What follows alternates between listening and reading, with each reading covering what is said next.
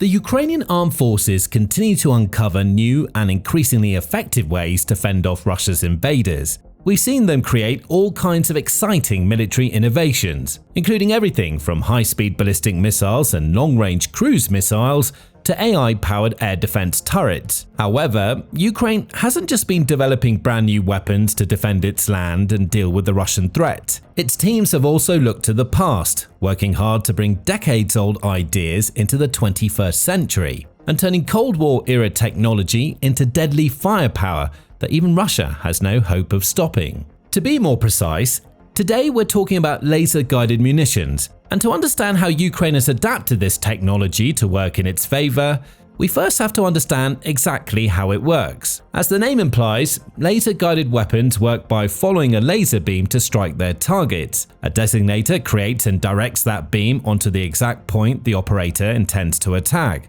This produces a very bright, high-contrast spot on the target, which can be detected even from relatively long range by sensors in the seeker heads of missiles and bombs. Once the seeker sees the spot, it locks on and guides itself to the target, and laser-guided munitions tend to be extremely accurate, with the power to deal devastating damage to individual specific targets. They were developed back in the 1960s, and these bombs solved a problem that had long plagued major military forces around the world. Most bombs were woefully inaccurate. Indeed, a 1941 study by the British military found that only 1 in 3 of their bombers managed to land bombs within 5 miles of their intended target. That means the majority were landing over 5 miles away, and even the most accurate attacks could still be several miles off target. The US Air Force didn't fare too much better. A post-World War II study found that even when using the relatively advanced Norden bombsight system, less than a third of all bombs dropped managed to land within 1,000 feet of their intended target.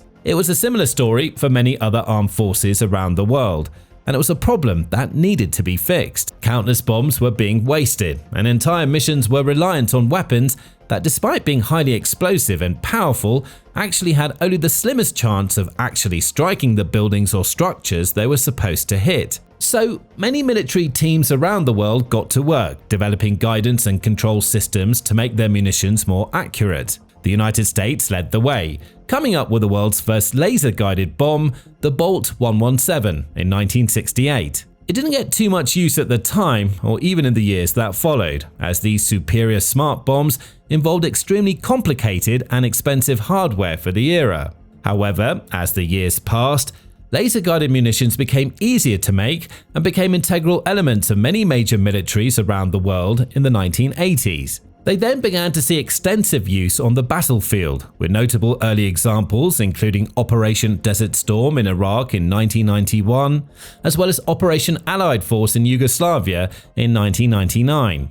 The precision and reliability of these munitions made them dramatically more effective than anything that had come before, and they were routinely used to wipe out enemy fortifications, ammunition storage depots, large pieces of hardware, command posts, and so on.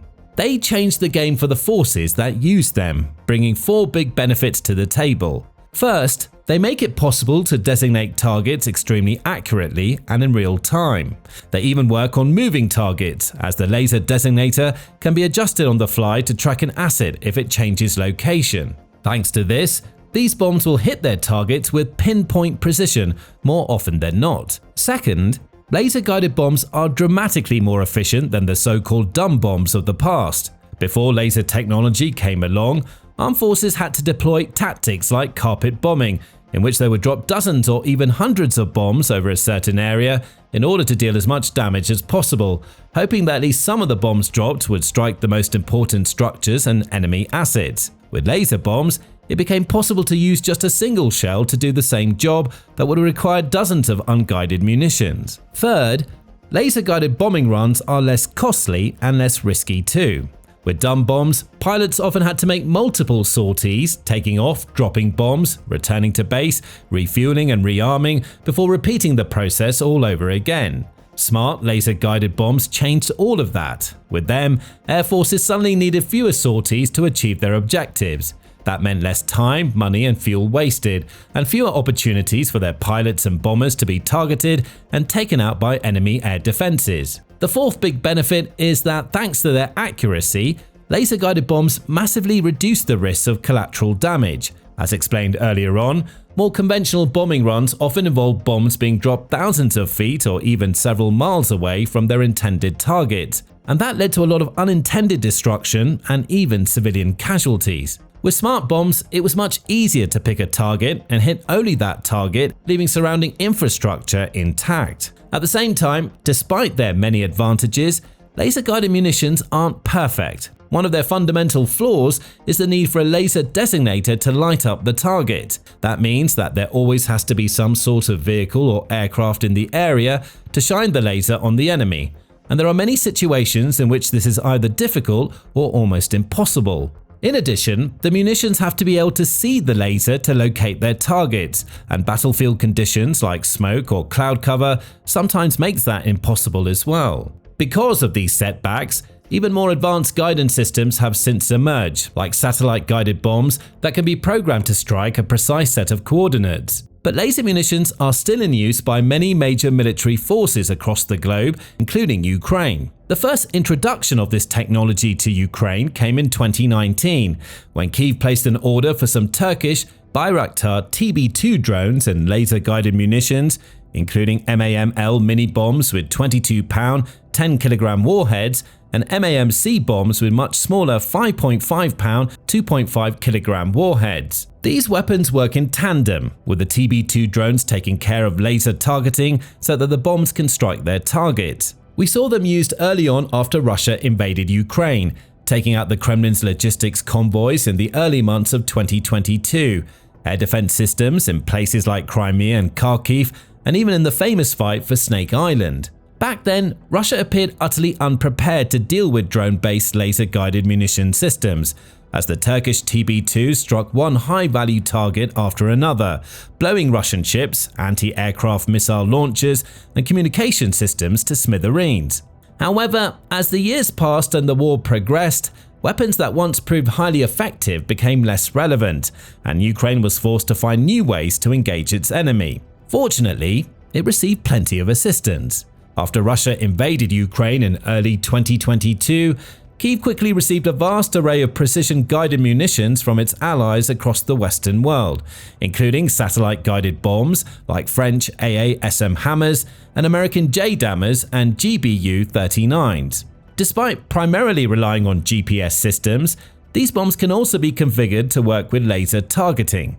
That's important because even though GPS-guided bombs are often preferred in modern military scenarios, thanks to their fire-and-forget operations and incredible accuracy, Russian forces have developed advanced electronic warfare systems to jam satellite signals. This makes satellite-guided bombs far less reliable, forcing Ukraine to rely on laser-guided alternatives in many situations. As a result, Ukrainian soldiers have become highly adept at making the most of the laser munitions in their arsenal, including the American AGR-20 Advanced Precision Kill Weapon System, APKWS, a high-precision system that uses 70mm Hydra 70 rockets which are guided towards their targets with the aid of laser designators. These rockets can strike both ground and air-based targets, and Ukraine has used that fact to its advantage, turning the tables on Russia's Shahed drones on numerous occasions. Since 2024, Ukraine has also deployed laser-guided artillery munitions,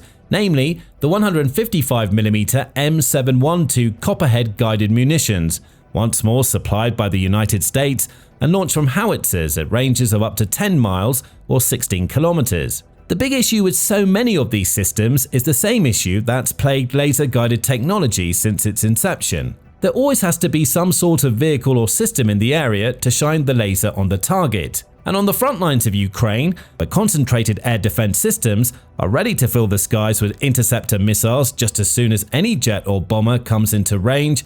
It's not possible for Ukrainian aircraft to remain in range long enough to both designate targets and keep the lasers locked on while the bombs descend. Faced with such a seemingly unsolvable problem, many major military forces around the world might simply give up on laser-guided weapons altogether and try to make the most of the other munitions at their disposal.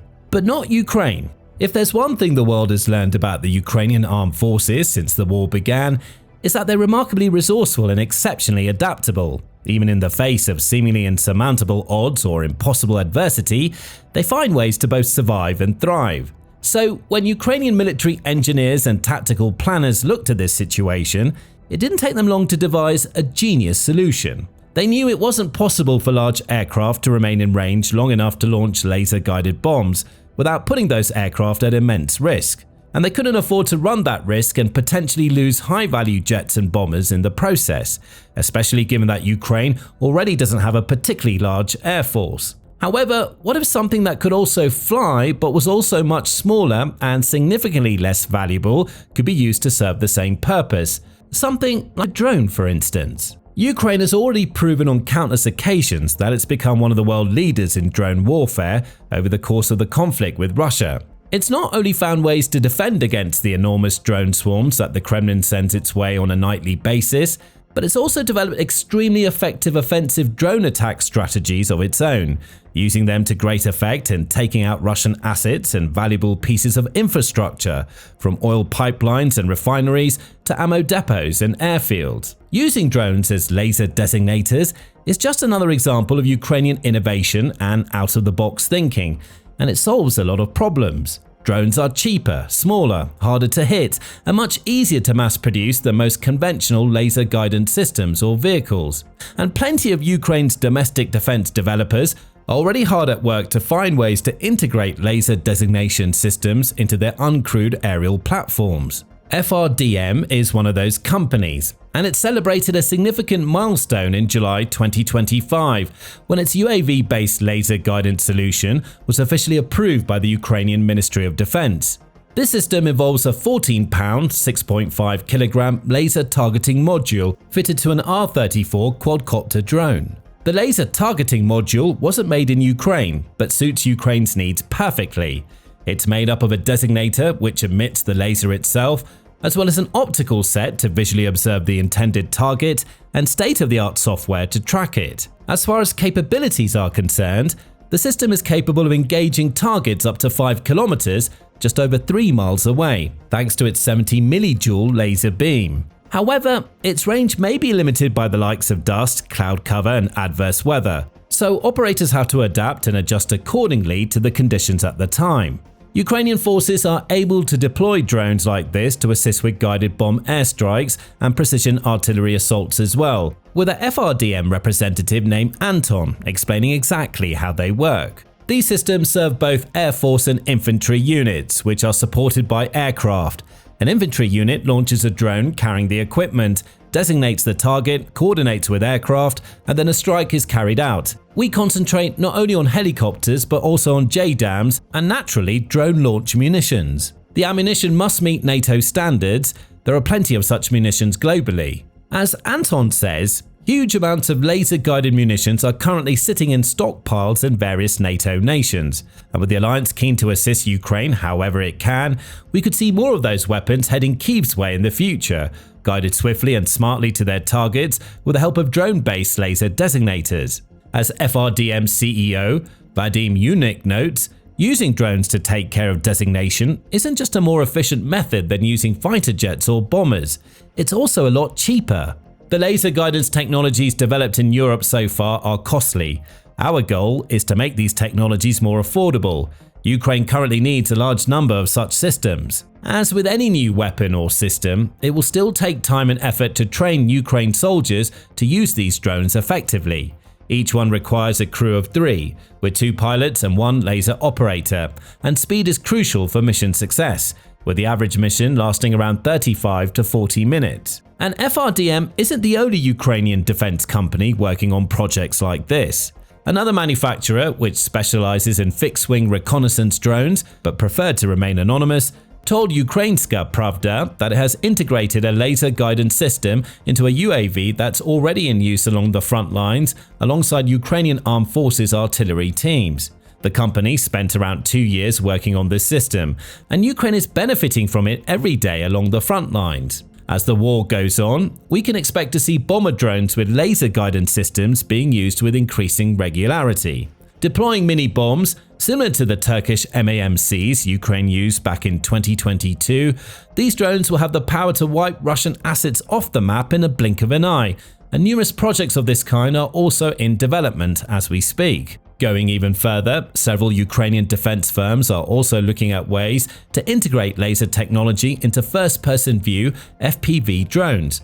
This would allow those drones to use lasers to lock on and strike their targets without any Russian electronic warfare measures being able to stop them. One such firm is Dwarf Engineering, which has been working to upgrade its existing FPV guidance module to engage laser-designated targets. According to the development team, this brings several benefits on the battlefield, as Vladislav Piotrowski, the co-founder and executive director of Dwarf Engineering, explains. The target is designated by a reconnaissance drone. The advantage of this approach is that a drone equipped with a laser can engage targets from up to 3 kilometers, automatically hitting them while ignoring electronic warfare.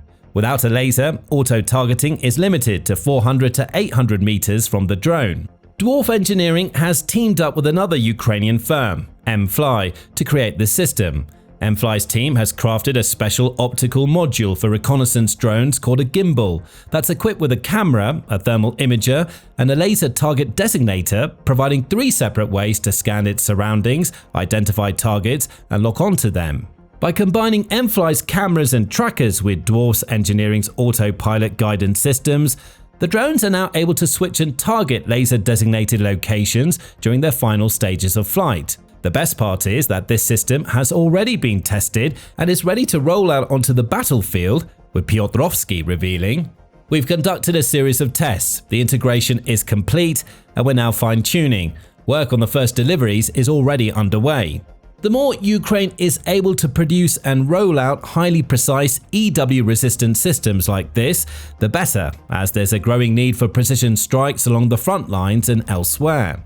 Ammunition supplies are running low in many areas for both sides, and Ukraine won't want to waste countless munitions taking out a single target when just one could do the job. With laser-guided drones and bombs in the ranks, Kyiv soldiers should have far less trouble damaging and destroying the likes of mobile targets like Russian tanks and other armor, as well as fixed targets like command posts, storage facilities, and parked vehicles.